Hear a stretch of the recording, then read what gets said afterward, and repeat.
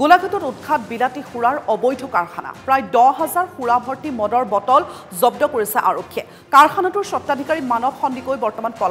পলাতক মানৱ সন্দিকৈৰ পুত্ৰ ৰিমন সন্দিকৈ গ্ৰেপ্তাৰ কৰিছে আৰক্ষীয়ে কাৰখানাটোৰ কৰ্মচাৰী ইয়াজুল আলী অমিতাভ চন্দ্ৰ মনোজ নাথক আৰক্ষীয়ে আটক কৰিছে আৰক্ষীয়ে জব্দ কৰিছে এখন স্কৰপিঅ আৰু এখন টাটাৰ গাড়ী অৰুণাচলৰ পৰা অহা সুৰাৰ বটল ৰিফিলিং কৰাৰ অভিযোগ উত্থাপন হৈছে আসাম এক্সাইজৰ ষ্টিকাৰ লগাই অসমৰ সুৰা বুলি অবৈধভাৱে বিক্ৰী কৰাৰ অভিযোগ উত্থাপন হৈছে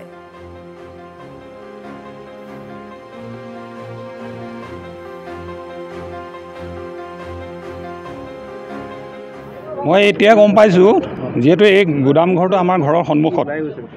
আৰু ইয়াত বহুতো মানে সাপ্তাহিক বজাৰ কৰা বেপাৰী ইয়াৰ বস্তু থাকে আৰু সেইসকলে তেওঁলোকে দৈনিক বজাৰ এই গুদামৰ পৰা বস্তু নি পেলাই তেওঁলোকে বজাৰ সমাৰ কৰি চলে বুলি আমি জানো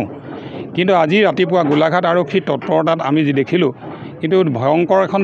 প্ৰতিচ্ছবি আমি ইয়াত দেখিবলৈ পালোঁ যেহেতু ইয়াত এটা দেখিছোঁ আমাৰ স্থানীয় এজন মানৱ সন্দিকৈ আমাৰ লগত ভাল ৰিলেশ্যন আমিতো নাজানো তাক সিটো যথেষ্ট সমাজৰ কাম কৰি থকা ব্যক্তি হয় ইয়াত এটা মদৰ ফেক্টৰী আপোনালোকে চাগে ভিজুৱেল লৈছে নেকি সম্ভৱ ভিতৰত গৈ পেলাই গতিকে এটা বৃহৎ মদৰ ফেক্টৰী আমি দেখিবলৈ পালোঁ য'ত নেকি আপোনাৰ হাজাৰ হাজাৰ মদৰ বটল হাজাৰ হাজাৰ মদৰ খালী বটল আপোনাৰ ডাঙৰ ডাঙৰ কণ্টেইনাৰত আপোনাৰ মদৰ স্প্ৰিড ডাঙৰ ডাঙৰ কণ্টেইনাৰত ৰেডি কৰি থোৱা মদ গতিকে এইখিনি দেখি আমি সকলোৱে আচৰিত হৈছোঁ এই বস্তুটো কিয় হ'ব লাগে এই সমাজত কি কৰিলে যিহেতু সি এটা সমাজত জড়িত আৰু বিশেষকৈ সি আৰু সঁচা কথা ক'বলৈ গ'লে আৰু আমাৰ মাননীয় মন্ত্ৰী মহোদয়ৰো সি এজন বিশ্বস্ত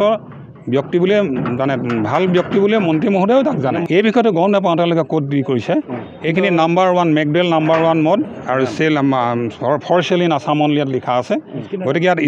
মানে ষ্টিকাৰৰ পৰা আদি কৰি চিলৰ পৰা আদি কৰি কাকৰ পৰা আদি কৰি গোটেই সম্পূৰ্ণ বস্তু ইয়াত পোৱা গৈছে মদৰ বটলটো এতিয়ালৈকে প্ৰায়